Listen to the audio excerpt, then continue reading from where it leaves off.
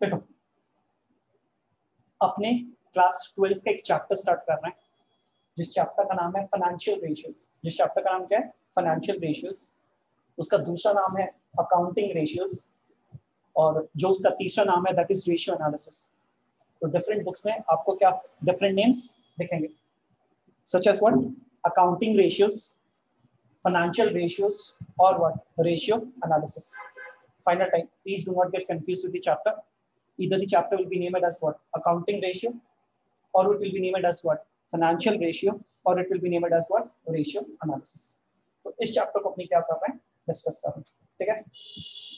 तो चैप्टर का नाम पहले समझते हैं, फाइनेंशियल रेशियो। चैप्टर का नाम क्या था? Financial ratio. बेटा वो जो वर्ड रेशियो है, जो वर्ड क्या है रेशियो है, वो एक मैथमेटिकल टूल है। वो क्या है? एक मैथमेटिकल टूल है जिसमें क्या चाहिए, कुछ न्यूमरेटर चाहिए और कुछ क्या चाहिए, डिनोमिनेटर चाहिए। तो जब भी आपको मैं रेशियो बोलता हूं तो आप क्या ढूंढना स्टार्ट कर देते हो?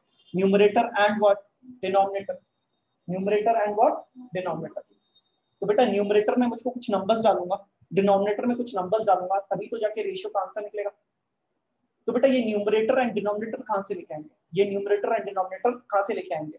आपने क्लास 11 में फाइनल अकाउंट्स या फाइनेंशियल स्टेटमेंट्स किया था ना, उस फाइनल अकाउंट्स और फाइनेंशियल स्टेटमेंट्स में डिस्कस किया कि trading account, PL account, balance sheet, इतना नाम तो याद है ना।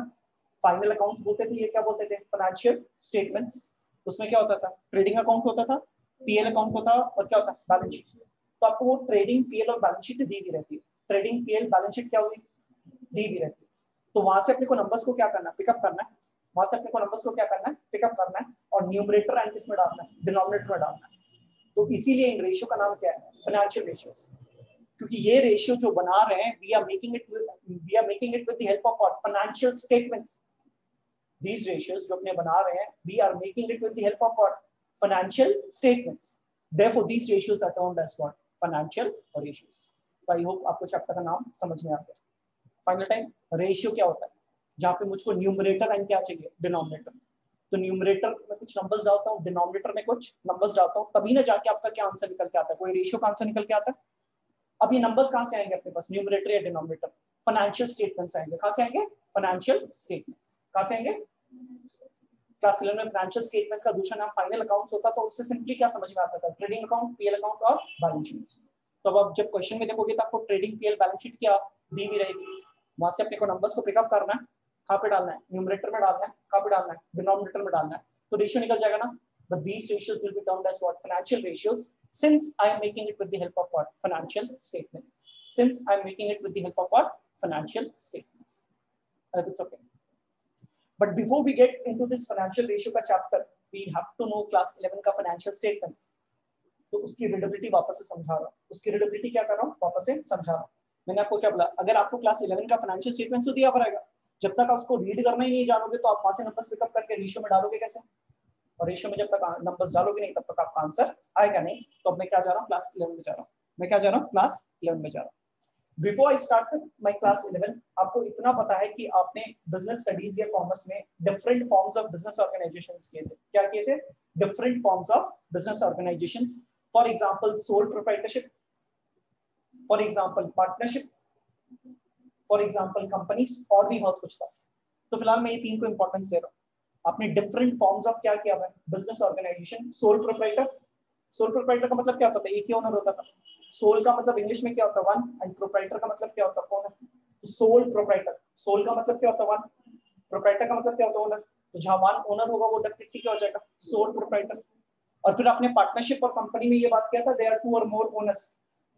तो बेटा जो क्लास 11 के अकाउंट्स किए थे ना, पूरी book was on sole proprietor. जो आपने क्लास 11 की अकाउंट्स की थी वो किसकी थी? सोल प्रोप्राइटरशिप की थी। जहाँ पे एक ओनर होता है तो वो कैसे बुक्स ऑफ अकाउंट्स मेंटेन करता है, उसके बारे में अपने क्लास 11 में क्या किया हुआ है, सीखा हुआ है। अब जब अपने क्लास 12 में आए हैं तो अपने मोर देन वन ओनर्स की सीख रहे हैं। क्या सीख रहे हैं? More than one owners. और यहाँ पे दो टॉपिक लेके चलेंगे, partnership and what? Companies. Partnership and what? Companies. फिलहाल मैं कंपनीज का हिस्सा कर रहा हूँ। फिलहाल मैं क्या कर रहा हूँ? कंपनीज का हिस्सा कर रहा हूँ। अब इट्स ओके। तो आपने different forms of business organisation देखा है। Different forms of business organisation का मतलब बिजनेस कैसे चलाते हैं, different ways of running a business. एक सोल प्रोप्राइटर था जहाँ पे वन ओनर था। पार्टनरशिप में टू और मोर ओनर्स था। कंपनी में भी क्या था? टू और मोर ओनर्स था। क्लास 11 में जो डिस्कस किए वो किसके लिए किए? वन ओनर के लिए किए। किसके लिए किए? One owner. और अब जो 12th में डिस्कस कर रहे हैं वो किसके लिए डिस्कस कर रहे हैं, 2 और मोर ओनर्स। तो यहाँ पे 2 आपके different forms of business organisations है, एक पार्टनरशिप और एक क्या कंपनी। आज जो स्टार्ट कर रहे हैं वो किसका स्टार्ट कर रहे हैं, कंपनीज का। तो कंपनीज के भीतर क्या सीख रहे हैं, फाइनेंशियल रेशियोज। कंपनी से भीतर क्या सीख रहे हैं, फाइनेंशियल रेशियोज। एंड अभी भी बात हो चुकी है कि फाइनेंशियल रेशियोज को सीखने के लिए कम से कम क्लास 11 का कुछ बेसिक्स तो आना पड़ेगा। Trading account, PL account and what, balance sheet. तो मैं किसमें जा रहा हूँ, एक बार बैलेंस शीट, किसमें जा रहा हूँ, बैलेंस शीट। तो आपकी स्क्रीन पे देखो एक बैलेंस शीट आ रखी है, आपकी स्क्रीन पे देखो एक बैलेंस शीट आ रखी है। आई होप इट्स ओके, ठीक है ना। तो लेट्स स्टार्ट बेटा। आई hope you remember balance sheet के राइट हैंड साइड में क्या होता था, टोटल असेट्स होता था, और लेफ्ट हैंड साइड में क्या होता था, टोटल लायबिलिटीज होता था। I hope this is okay, ठीक है ना। बैलेंस शीट के राइट हैंड साइड में क्या होता था, टोटल एसेट्स होता था, और लेफ्ट हैंड साइड में क्या होता था, total liabilities. Final time, I hope you remember ये balance sheet. Right hand side में क्या आता है, टोटल असेट्स आती है। टोटल असेट्स का मतलब टोटल संपत्ति, असेट्स का मतलब संपत्ति, किसकी संपत्ति, ओनर या बिजनेस की, बिजनेस की। So we will always do accounts from whose point of view, business point of view. We always do accounts from whose point of view, business point of view. तो assets का मतलब क्या होता था, संपत्ति, और किसकी संपत्ति की बात कर रहे हैं अपने, बिजनेस की। एंड लेफ्ट हैंड साइड में क्या लिखते थे, टोटल लायबिलिटीज। लायबिलिटीज का मतलब उधार या कर्जा होता था। लायबिलिटीज का मतलब क्या होता था, उधार या कर्जा, बिजनेस का उधार या कर्जा, बिजनेस का उधार या कर्जा। आई होप आपको इतना याद है। तो I hope it's okay. Final time, balance sheet के राइट हैंड साइड में क्या लिखते थे, टोटल असेट्स यानी कि wealth of the what, business, और लेफ्ट हैंड साइड में क्या लिखते थे, टोटल लायबिलिटीज, वो जो कर्जा या उधार होता था वो किसका होता था, बिजनेस का होता था। It's okay. तो मैं पहले टोटल असेट्स में डिस्कशन ले जा रहा हूं, किसमें डिस्कशन ले जा रहा हूं, टोटल असेट्स। अब देखो क्लास 12 में क्या जानना है कि टोटल असेट्स के 2 हिस्से होते हैं। टोटल असेट्स के कितने होंगे क्लास 12 में, 2। राइट हैंड साइड में देखो क्या कर रहा हूं, एक क्या होता है, करंट असेट्स, एक क्या होता है, और एक क्या होता है, नॉन करंट असेट्स। तो दोनों ही क्या है, संपत्ति है, लेकिन एक कैसी संपत्ति है, करंट है, दूसरा क्या है, नॉन करंट। एक क्या है करंट, तो दूसरा क्या है, नॉन करंट। बेटा क्लास 11 में ना करंट को ना शॉर्ट टर्म बोलते थे, करंट को क्या बोलते थे, शॉर्ट टर्म। तो क्लास 11 में आप जब बिजनेस स्टडीज या कॉमर्स करते थे तो शॉर्ट टर्म बहुत होता था। तो उसका मैंने मॉडिफाइड वर्ड या कॉम्प्लिकेटेड वर्ड क्लास 12 में क्या रख दिया, शॉर्ट टर्म। तो करंट का मतलब लिख लो शॉर्ट टर्म, लिख लो कहीं पे भी, वर्ड करंट का मतलब क्या होता है, शॉर्ट टर्म।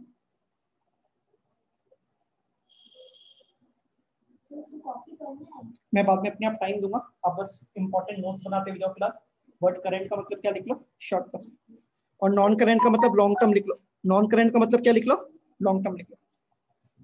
मैं ये डेफिनेटली आपके यही है इंपॉर्टेंट जो चीज है, ये डायग्राम है, वो मैं टाइम दूंगा आपको, आराम से टाइम दूंगा। पहले मेरे को जो लिखवाना मैं लिखवा देता हूँ। एक्चुअली क्या हो रहा है कि एक स्टूडेंट आ रहा है, तो उस वक्त मेरे को उसको लेने जाना पड़ेगा, तब आप क्या करेंगे, उसको कॉपी कर लेना। Let's not waste time right now, ठीक है ना। तो बैलेंस शीट के राइट हैंड साइड में क्या होता था, टोटल एसेट्स होता था। बैलेंस शीट के राइट हैंड साइड में क्या होता था, टोटल एसेट्स होता था। क्लास 12 में टोटल एसेट्स को divided into 2 parts. Total assets को हाउ मेनी टाइप्स, 2 टाइप्स। मेरे साथ बोलो, total assets into how many types, 2 types.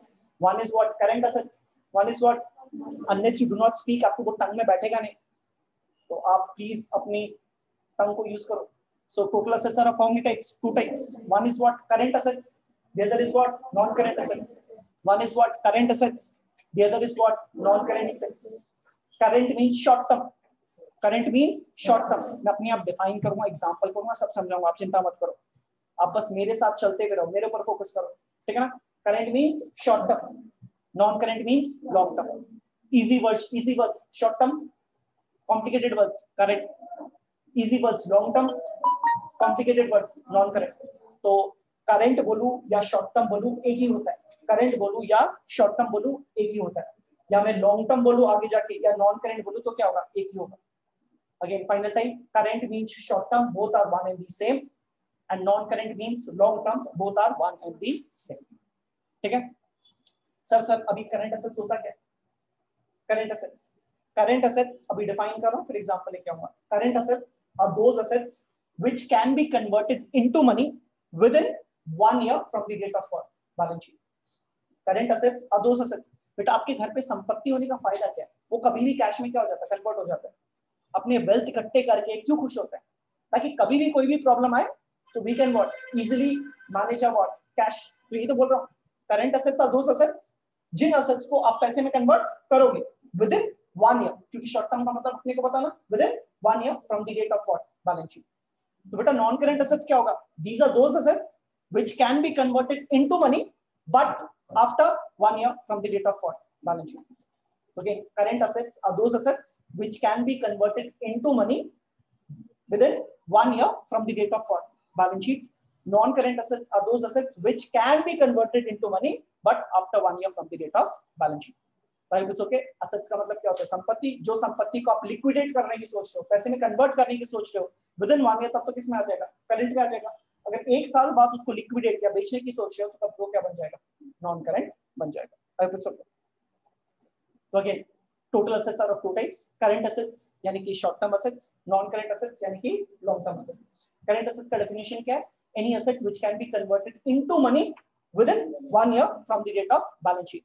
But if any asset is to be converted into money, but after 1 year from the date of balance sheet, then that will be termed as what? Non-current assets. मैं बार बार repeat कर रहा हूँ क्योंकि आपको retain हो जाएगा, ठीक है ना? और आप मेरे साथ बोलोगे तो आपके टंग में भी बैठ जाएगा, फिर बहुत इजी लगेगा आपको. अब करंट एसेट्स के कुछ एग्जांपल्स के बारे में बात करते हैं. करंट एसेट्स के देखो कितने एग्जांपल्स दिए हुए? 6. कितने एग्जांपल्स दिए हुए? 6. करंट इन्वेस्टमेंट्स पहला कौन सा है? आप क्या करो, इस डायग्राम को कॉपी करो. मेरे को एक स्टूडेंट को लेके आना है. आप इस डायग्राम को कॉपी करो. This diagram will be requiring in 5 chapters. 5 chapters में इसके बता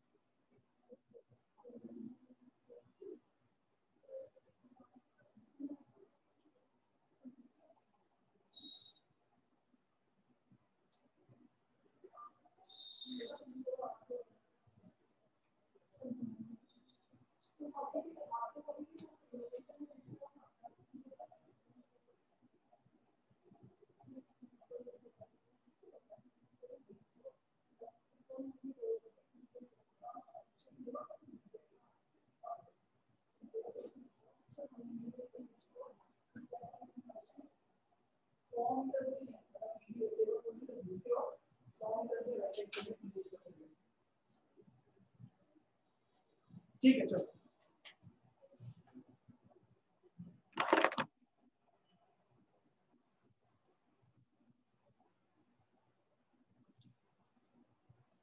हर्षित कॉपी कर रहे हो ना? Yes sir. Tripti? Yes, sir. I got disconnected because of network.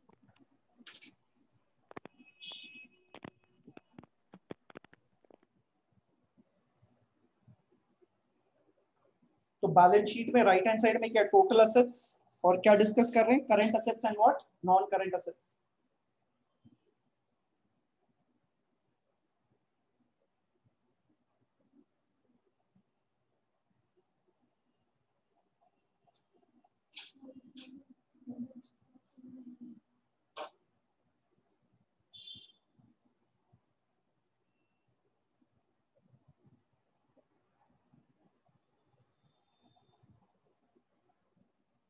तृप्ति आपने पूरी डिस्कशन तो सुनी है ना before it got disconnected? Yes, sir. यहाँ तो कुछ पूछना है Tripti and Harshit? No, sir. Shyam, I will talk to you after the class. Shyam, sorry Shyam, मैं तुमसे एक बात. श्याम तुम पहले इन कर गए थे क्या? Yes sir. नहीं सर, आप जब भेजा था तभी मैं इन किया था. तुम पूरी क्लास की हो ना? Yes sir. क्योंकि श्याम का पूरा क्लास हुआ नहीं. नहीं सर, श्याम बाद में घुसा था, हम घुस गया था. ठीक है, मैं तुम लोग दोनों से रात को बात करता हूँ. Okay sir. अभी सुनो, कोई दिक्कत नहीं है, अभी क्लास चल रही है।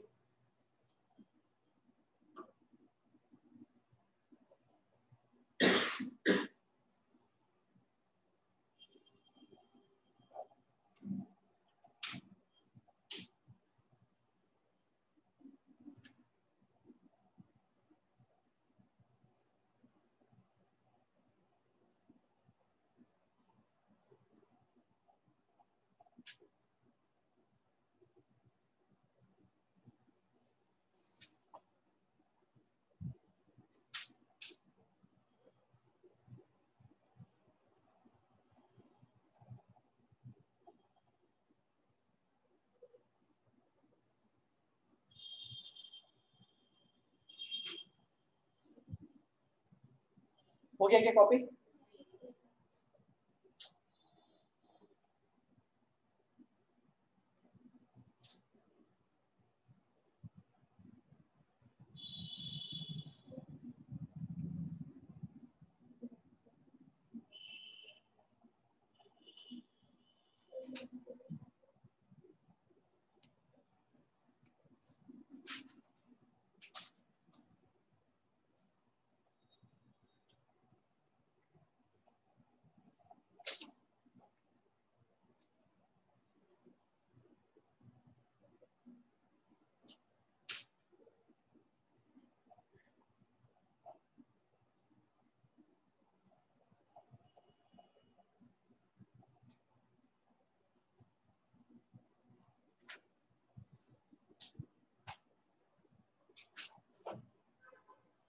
अपने को कोई हड़बड़ी नहीं होती है, we have the entire year, will do it very smoothly.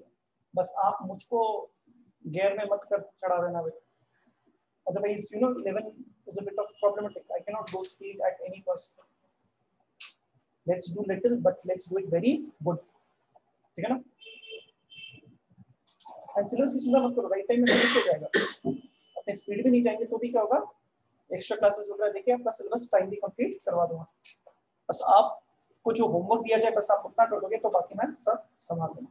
चलो मैं स्टार्ट कर रहा हूँ। तो total assets, again final time, two types. Current assets का मतलब दूसरा नाम क्या होगा, short term assets, and non current assets का मतलब क्या होगा, long term assets. Any asset which is to be converted within 1 year from the date of balance sheet will be current, otherwise it will be a what, non current. Current investments है पहले, क्या है current investments.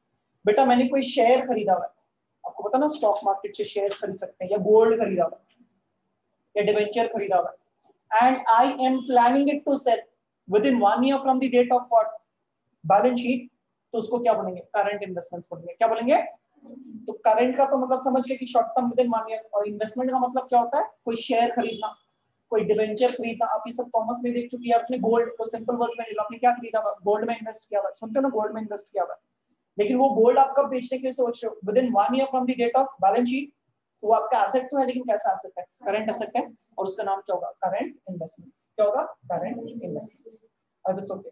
So if you have any share, debenture or gold will be more relatable, which you are planning it to sell within 1 year from the date of balance sheet. तो जैसे cell करोगे तो within 1 year money में convert हो जाएगा ना, then that will be termed as what, current investments.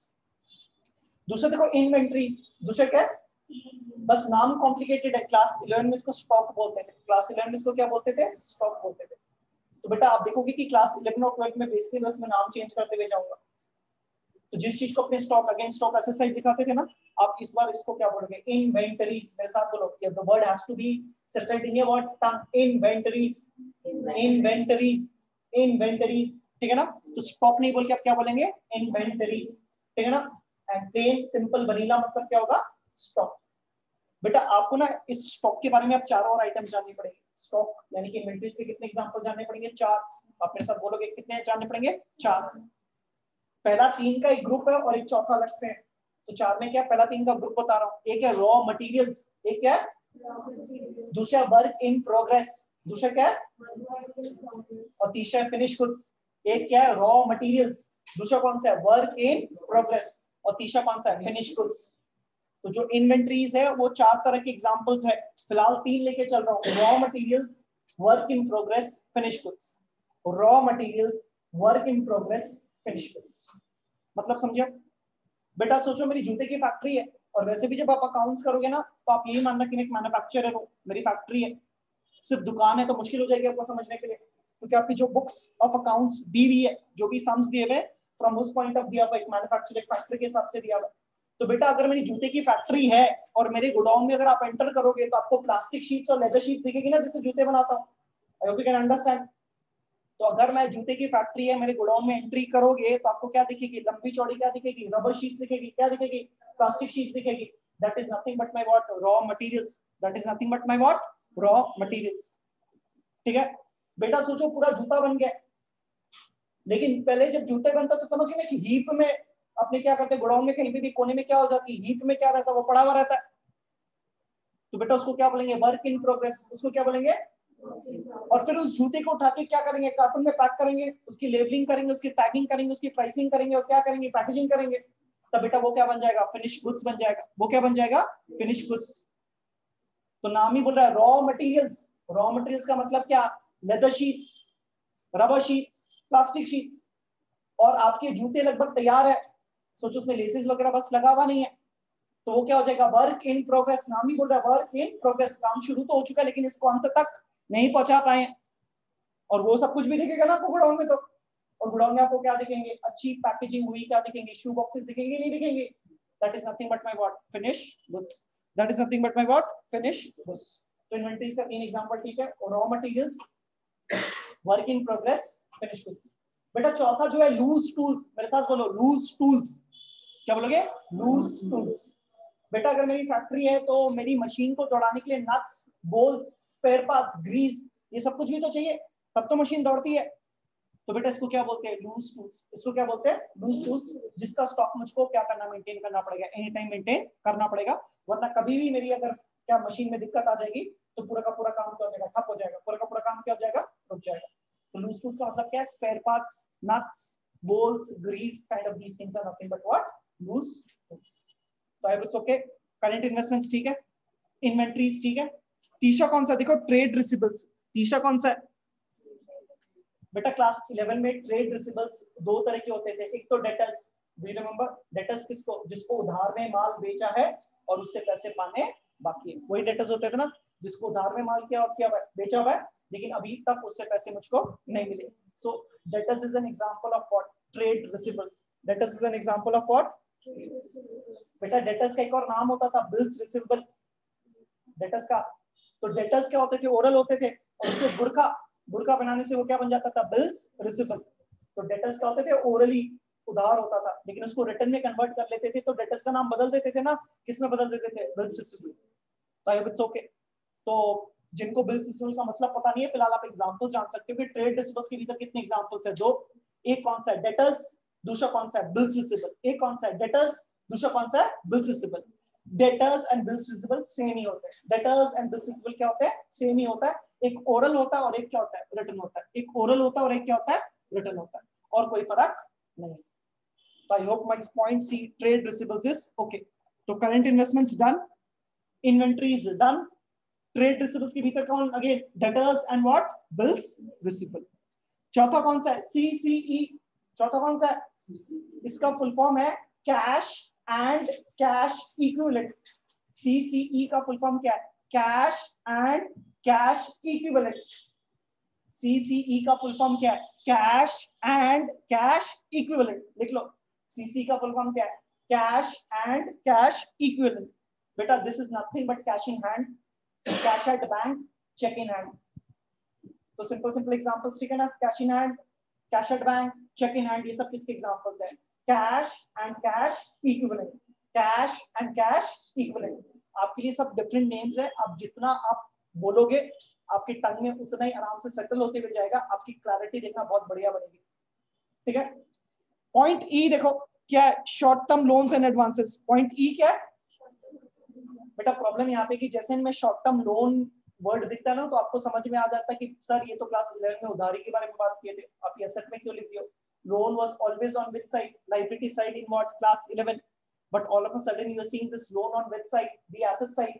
So students do get what, confused. उसी confusion को मैं यहाँ आराम से क्या कर रहा हूँ, मिटा रहा हूँ। तो प्लीज फोकस। वैसे लोन बोलते ही आपके दिमाग में क्या हो जाता है, लोन लिया हुआ है तो ये मेरा क्या उधार है, तो ये मेरी क्या होनी चाहिए, लायबिलिटी होनी चाहिए। लेकिन मैं यहाँ पे क्या बोल रहा हूँ, ये लोन एंड एडवांस, ये short term loans and advances क्या है, असेट है। बेटा होता है क्या है कि मैं बोल रहा हूँ कि मैंने लोन लिया है, मैं बोल रहा हूँ मैंने लोन लिया है, तो बेटा किसी ने लोन दिया भी तो होगा। तो क्लास 11 में ना सिर्फ लोन लेने की बात करते थे, क्लास 11 में क्या करते थे, सिर्फ लोन लेने की बात करते थे, लेकिन क्लास 12 में लोन लेने की भी बात करेंगे तो लोन देने वाले की भी बात करेंगे। अगर आपने लोन लिया तो किसी ने तो लोन दिया होगा। So every loan will at least have how many parties, two, एक लोन लेने वाला और एक लोन देने वाला। तो क्लास 11 में सिर्फ लोन लेने वाले की बात करते थे, लेकिन फिलहाल अभी किसके बारे में डिस्कस कर रहे हैं, लोन देने वाले की। किसके बारे में बात कर रहे हैं? तो बेटा जिसने लोन लिया है उसके लिए उधारी है, उसके लिए क्या लायबिलिटी है, लेकिन जिसने लोन दिया है उसके लिए थोड़ी उधारी है वो, तो उसके लिए क्या एसेट है, उसके लिए क्या एसेट है। तो ये short term loans and advances का मतलब क्या है, मैंने लोन दिया है, मैंने लोन दिया है और ये पैसे कब तक रिकवर कर लूंगा, within 1 year from the date of balance sheet. तो प्लीज रिमेंबर, एक लोन लेने वाला होता है और एक लोन देने वाला होता है। क्लास 11 में सिर्फ लोन लेने वाली की बात कर रहे थे, उधारी लेने की बात कर रहे थे, लेकिन क्लास 12 में वो एंगल तो देखेंगे लोन लेने का, लेकिन लोन देने वाले की भी बात करेंगे। तो लोन दे रहा हूं, इसमें क्या हो रहा है, फिलहाल लोन दे रहा हूं, और कितने पॉइंट ऑफ टाइम के लिए, कितने टाइम पीरियड के लिए दे रहा हूं, 1 ईयर। तभी ना इसका नाम क्या होगा, short term loans and advances, short term loans and advances. तो जब भी लोन के आगे कुछ वर्ड्स दिखे एंड एडवांसेस, तो आप समझ जाओगे कि यहाँ पे लोन दिया गया है।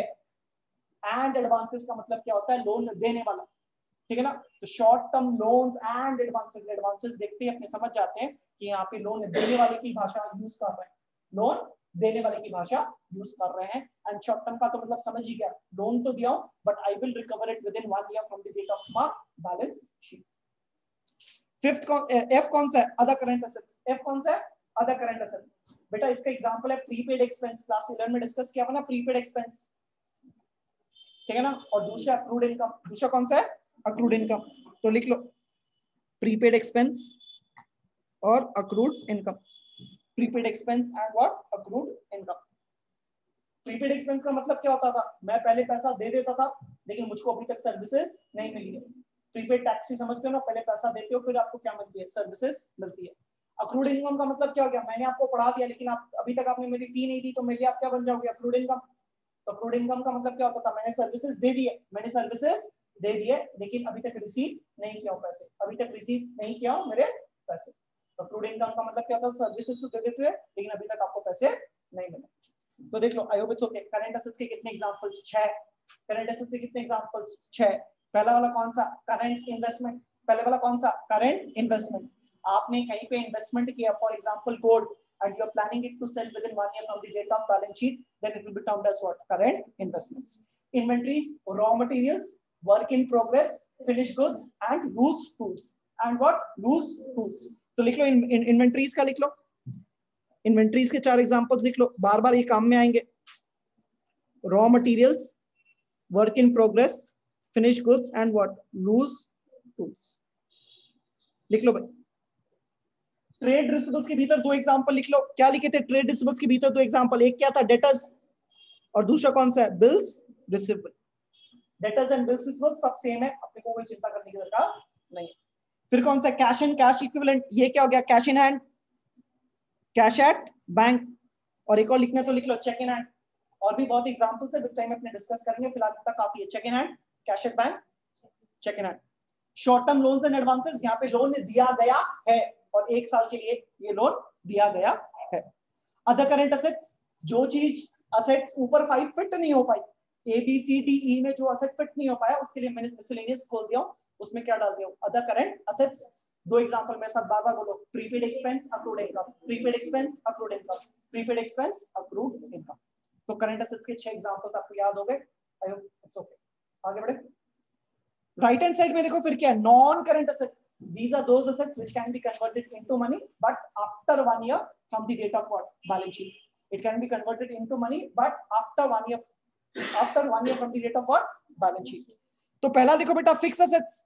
बेटा ये नॉन ट्रेडिंग गुड्स हुआ करते थे, कोई भी चीज अगर मैं खरीदता था for the purpose of use, जैसे आप जो फर्नीचर में बैठे हुए, ये बेचने के लिए खरीदा कि यूज करने के लिए, तो बेटा ये फिक्स एसेट्स हो गया। ये क्या हो गया, फिक्स एसेट्स। ये तो मैं 1 साल में क्या, बहुत सालों तक इसको नहीं बेचने वाला हूँ, तो जब तक इसको बेचूंगा नहीं, पैसे में कन्वर्ट होगा नहीं, तो डेफिनेटली किस में आ गया, नॉन करंट एसेट्स।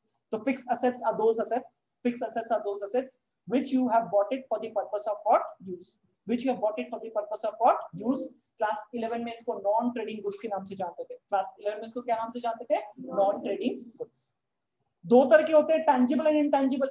टैंजिबल का मतलब वो चीज होती है which can be touched and felt, तो furniture for example is a tangible fixed asset because it can be what touched and felt. Machinery is a what tangible fixed asset because it can be what touched and felt. Building is a what tangible fixed asset which can be what touched and felt. Intangible में बेटा software, तो जो laptop जो mobile में आप software के साथ क्या कर रहे हो, काम कर रहे हो। For example as a businessman I need Tally but I cannot touch it, but I cannot what touch it, so it becomes an example of a what fixed asset but intangible, fixed asset but what intangible. तो tally क्यों खरीदा, use करने के लिए खरीदा, it's okay, but can I touch it? No, it is a what intangible. बेटा आपका जो रेपुटेशन है, जो ब्रांड नेम है, जो गुडविल है, वो भी क्या होता है, इंटेंजिबल होता है। आई होप आपका ब्रांड नेम मैटर्स। लिवाइस की जीन्स 3000 में बिकती है, वही लिवाइस का अगर मैं ब्रांड हटा दूं तो वही जीन्स 1000 की में हो जाती है कि नहीं हो जाती है। तो any brand name helps you to earn what profits. So brand, even what your goodwill, your brand name is your what fixed asset, but it is intangible. But it is what intangible because it cannot be touched and felt. So I hope my fixed assets tangible and intangible. Next कौन सा, non current investments. तो again आपने shares खरीदा हुआ, gold खरीदा हुआ, debentures खरीदा हुआ, लेकिन आप ये बेचने की सोच रहे हो, but after 1 year from the date of balance sheet. क्योंकि अगर 1 साल के भीतर बेचने का मेरा अगर प्लान था तो वो क्या बन जा रहा था, करंट इन्वेस्टमेंट्स, और उन्हीं को अगर मैं 1 साल बाद बेचने की सोचूंगा तो डेफिनेटली वो मेरा क्या बन जाएगा, नॉन करंट इन्वेस्टमेंट्स। तो कहीं पे भी आपने इन्वेस्टमेंट किया हुआ है और आप उसको बेचने की सोच रहे हो, but after 1 year from the date of balance sheet, तो ऑटोमेटिकली क्या हो जाएगा, non current investments. Long term loans and advances, loans and advances, again loan ने दिया है, पैसे आप रिकवर करोगे, but after 1 year from the date of balance sheet, but after 1 year from the date of what balance sheet, तो ये क्या हो जाएगा, long term loans and advances, long term loans and advances. I hope you getting it, ठीक है ना। तो current investments पता है तो नॉन करंट इन्वेस्टमेंट्स पता है, short term loans and advances पता है तो क्या पता है, long term loans and advances पता है। और एक एक्स्ट्रा जो नॉन करंट एसेट्स है वो कौन सा है, fixed assets, which are also of two types, one is what tangible, the other is what intangible. तो fixed assets again non current assets 3 types, non current assets 3 types, non current assets 3 types, fixed assets tangible intangible, fixed assets tangible intangible, non current investments and what long term loans and advances, fixed assets, non-current investments, and what long-term loans and advances. So I hope my asset side is over. I hope my asset side is over. यहाँ पे कुछ भी पूछना है पूछो, and please do not complicate it. आपको requirement से ज्यादा ही कर रहे हैं, आपकी रिक्वायरमेंट से ज्यादा ही कर रहे हैं, आप कॉम्प्लिकेट मत करो। वैसे आपके कुछ डाउट्स है तो आप हैंड रेज करके पूछ सकते हो। अब मैं क्या कर रहा हूँ, एक बार वीडियो से एग्जिट कर रहा हूँ, आप वापस से ज्वाइन करोगे। एक बार क्या कर रहे हैं, वीडियो से क्या कर रहे हैं, एग्जिट कर रहे हैं, क्योंकि बहुत लेट स्टार्ट कर दी थी आज, समझ गए ना। एंड आप क्या करोगे, वापस से ज्वाइन। तो हर्षित एंड तृप्ति आप वापस से ज्वाइन करोगे। Okay sir.